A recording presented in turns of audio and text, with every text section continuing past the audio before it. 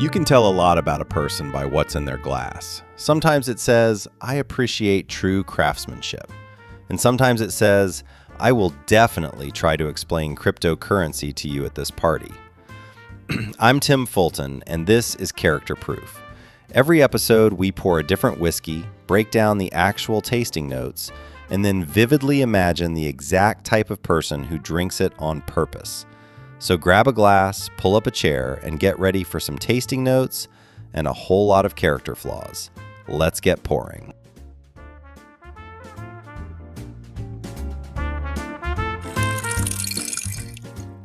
It arrives in 3 acts like a tragedy.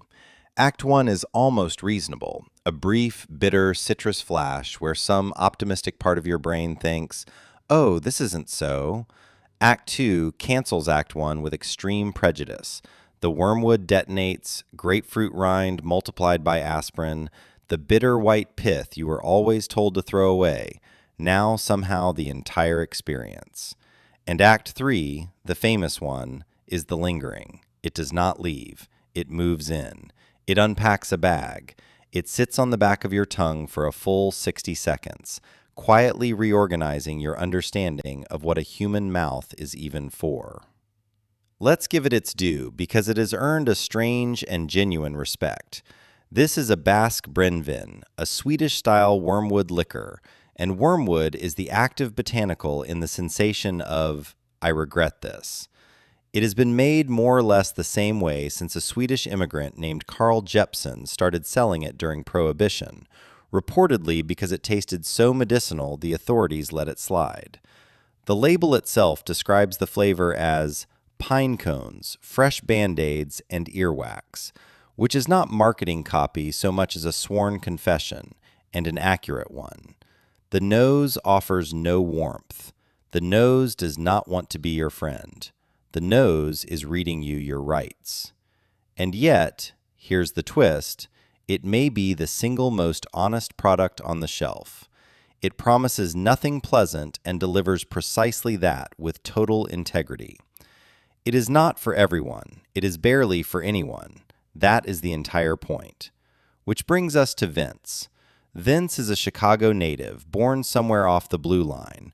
And the crucial thing to understand is that Vince does not enjoy this either. Nobody enjoys this. Vince enjoys what it does to other people. He has a deeply masochistic streak that he has cleverly externalized so that the suffering lands on his out-of-town guests while he gets to stand back, sober as a judge, wearing the patient smile of a man who has invited you to a surprise party where you are simultaneously the surprise and the entertainment. Here's the setup, and Vince has run it maybe 40 times, and it never once gets old for him.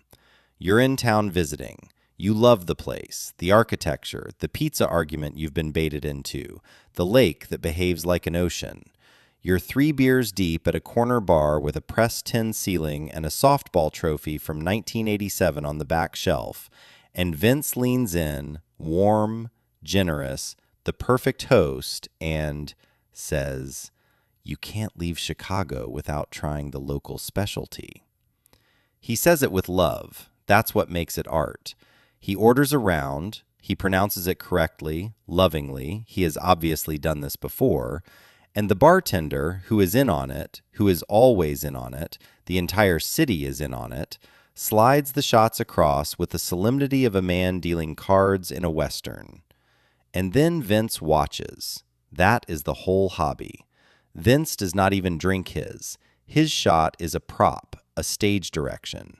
He watches your face as Act 1 gives way to Act 2, as polite anticipation curdles into open betrayal, as your soul briefly exits through your eyes and your throat attempts to reject the experience retroactively.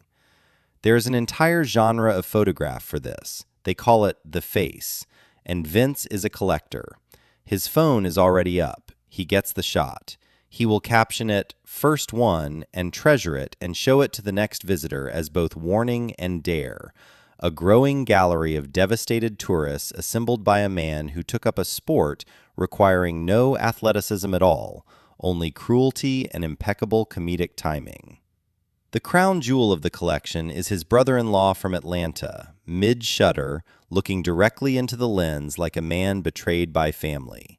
He has, more than once, gently pressured a guest who plainly did not want the shot, reframing the refusal as a small act of cowardice, because for the bit to land, the guest has to actually drink it, and Vince has never once examined why that particular part matters so much to him. And here's the affectionate part, because there's always one. The initiation is, against all available logic, an act of love.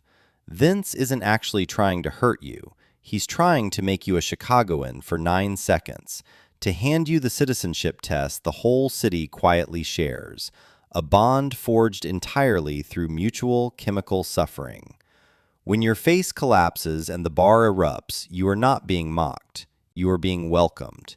You drank the Band-Aid Pinecone liquor and you survived it, and now you are one of them. And Vince, the sadist, the host, the proudest man in the room, will buy your next round.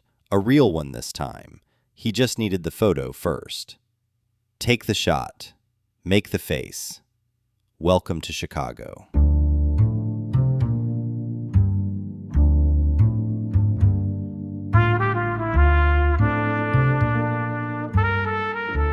Well, the glass is empty, and the verdict is officially in. That's going to do it for this episode of Character Proof. If you enjoyed the show, please hit subscribe, leave us a 5-star review, and share it with that one friend whose whiskey shelf costs more than their car. You know exactly who I'm talking about. Want us to put your go-to bottle to the test? Drop your favorite pour in the reviews, or hit us up on socials, and we might just profile you next.